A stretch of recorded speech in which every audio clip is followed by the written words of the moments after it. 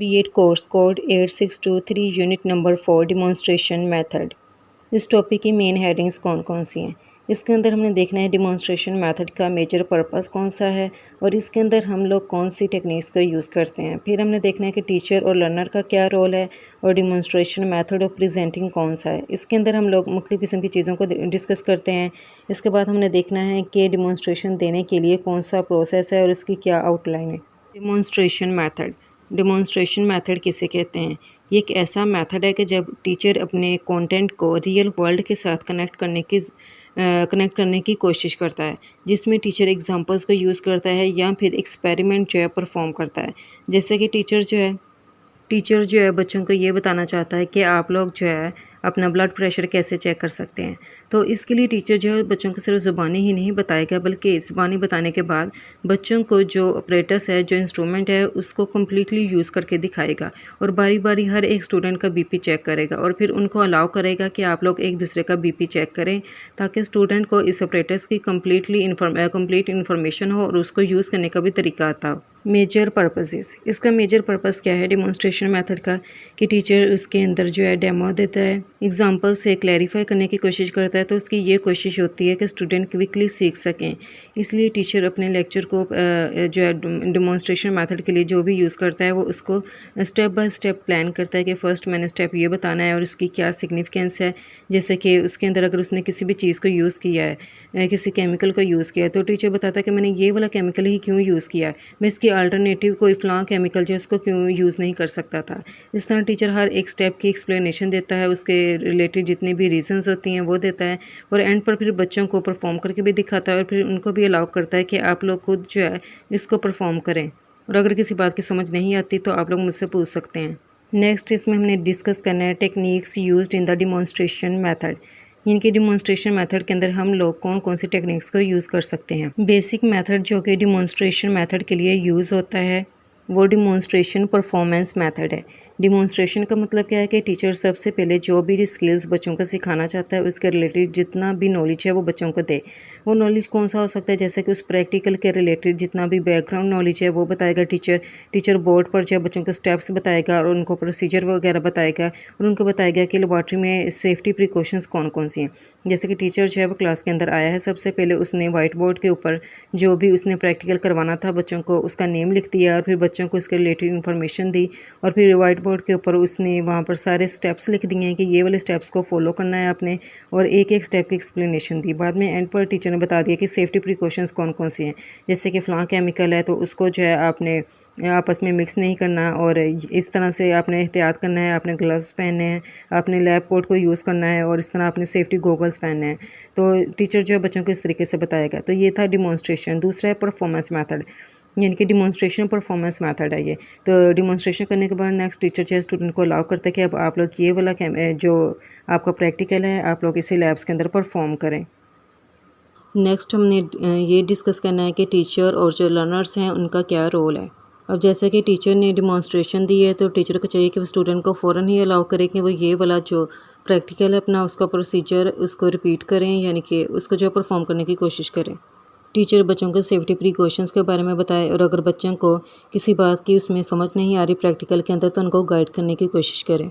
और बाज़ औक़ात ये होता है कि टीचर क्लास के अंदर अपने साथ किसी असिस्टेंट को भी लेकर आता है, वो जो है जितना जो भी प्रैक्टिकल है उसको स्टेप बाय स्टेप बता रहा होता है और उसका जो असिस्टेंट होता है वो उसको परफॉर्म कर रहा होता है। तो स्टूडेंट जो है डिमॉन्स्ट्रेशन को भी साथ साथ देख रहे होते हैं और परफॉर्मेंस को भी। इस तरह उसका कॉन्सेप्ट ज़्यादा क्लियर हो जाता है और बाद में वो इंडिविजुअली उस एक्सपेरिमेंट को परफॉर्म करते हैं।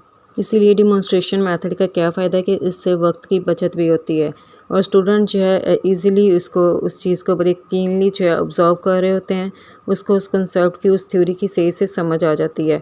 इस तरह वो मोटिवेटेड भी होते हैं, जब उनको समझ आ जाती है तो वो उस कंसेप्ट को सही से सीख सकते हैं। नेक्स्ट मेन हेडिंग है डिमॉन्स्ट्रेशन मेथड ऑफ प्रेजेंटिंग। अब टीचर ने जो डिमॉन्स्ट्रेशन मेथड है उसके लिए उसने यानी कि अपने लेक्चर को कैसे प्रेजेंट करना है तो इसके लिए भी कुछ स्टेप्स हैं। पहला इसके अंदर स्टेप है preparing to give a demo. Demo देने से पहले टीचर जो है प्रिपेयर करता है। किन चीज़ों को प्रिपेयर करता है कि मैंने फ़लाँ टॉपिक स्टूडेंट को पढ़ाना है, तो सबसे पहले मैंने उनको ऑब्जेक्टिव्स बताने हैं कि ये आपने पढ़ना है तो इसके क्या मकासद हैं। फिर वो अपने उस टास्क की ब्रेक डाउन करता है कि पहले फ़लाँ स्टेप बताना है, उसके बाद ये वाला बताना है, और फिर मैंने इंपॉर्टेंट स्टेप्स कौन कौन से हैं उसको भी हाईलाइट करना है। फिर मैंने जो की पॉइंट्स हैं उसके बारे में भी डिस्कस करना है। टीचर ये सोचता है कि वो अपनी क्लास के अंदर स्टूडेंट को कैसे मोटिवेट करेगा, उनकी जो अटेंशन है उसको कैसे गेन करेगा। यानी कि स्टूडेंट को भी तो प्रिपेयर करने की ज़रूरत है। और फिर टीचर कौन से मेथड को यूज़ करते हुए स्टूडेंट को समझाएगा, और फिर ये भी चेक करेगा कि क्या उन्हें उस टॉपिक की अंडरस्टैंडिंग भी हुई है या नहीं।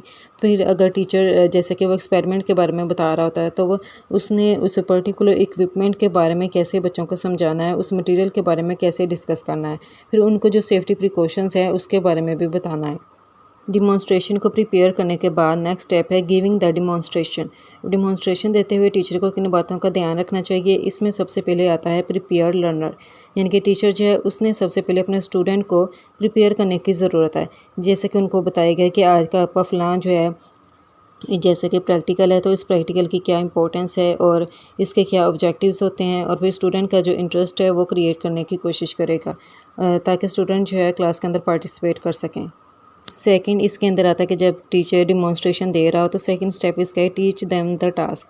यहाँ पर टीचर जो है जो भी बच्चों को पढ़ाना चाह रहा होता है वो वाली चीज़ उसको सिखाने की कोशिश कर रहा है, उसको एग्जांपल्स के साथ भी रिलेट करने की कोशिश करता है, और फिर बच्चों को एक टाइम में एक स्टेप बताता है, उसकी इंपॉर्टेंस बताता है, और बताता है कि इसके अंदर मैंने फ़लाँ केमिकल्स को क्यों यूज़ किया है, और फिर इसका यूज़ करके भी बताता है, और फिर उसके रिलेटेड जितने भी सेफ्टी फैक्टर्स होते हैं उसको भी डिस्कस करता है। डिमॉन्स्ट्रेशन देते हुए थर्ड स्टेप है ट्राई देम आउट। यहाँ पर टीचर स्टूडेंट को अलाउ करता है कि आप लोग लैब के अंदर एक्सपेरिमेंट्स परफॉर्म करें। अगर आपको किसी बात की समझ नहीं आती तो आप लोग मेरे से दोबारा पूछ सकते हैं, और ताकि आप लोग एरर्स वगैरह से जो है बच सकें। और अगर आपको किसी बात की इसके अंदर समझ नहीं आई तो आप लोग उसे दोबारा रिपीट कर सकते हैं। नेक्स्ट है फॉलो देम अप। यहाँ पर टीचर जो है स्टूडेंट को कहता है कि अगर कोई इमरजेंसी सिचुएशन हो तो वहाँ पर आपने कैसे काम करना है, और फिर ये कि स्टूडेंट के क्वेश्चंस जो होते हैं उनको भी इनकरेज करता है, उन सबको फिर काम वगैरह पर लगा देता है, और फिर उनको यही ज़्यादातर कहता है फॉलो देम अप में कि आपको मज़ीद अगर इंफॉर्मेशन की ज़रूरत है या फिर आपके क्वेश्चंस हैं तो आप लोग मेरे से पूछ सकते हैं ताकि मैं उसे क्लैरिफाई कर सकूँ। नेक्स्ट मेन हेडिंग है process outline for giving a demonstration, कि टीचर ने बच्चों को डिमॉन्स्ट्रेशन देनी है तो उसका क्या प्रोसेस है। इसके अंदर टीचर पहला स्टेप तो यही आता है कि टीचर जो है बच्चों को सबसे पहले उसके ऑब्जेक्टिव्स बताएं, उनको बताएं कि आज का आपका सीखने का क्या मकसद है, ताकि बच्चे उसको समझ सकें कि आज उनकी क्या नीड है इसके अंदर।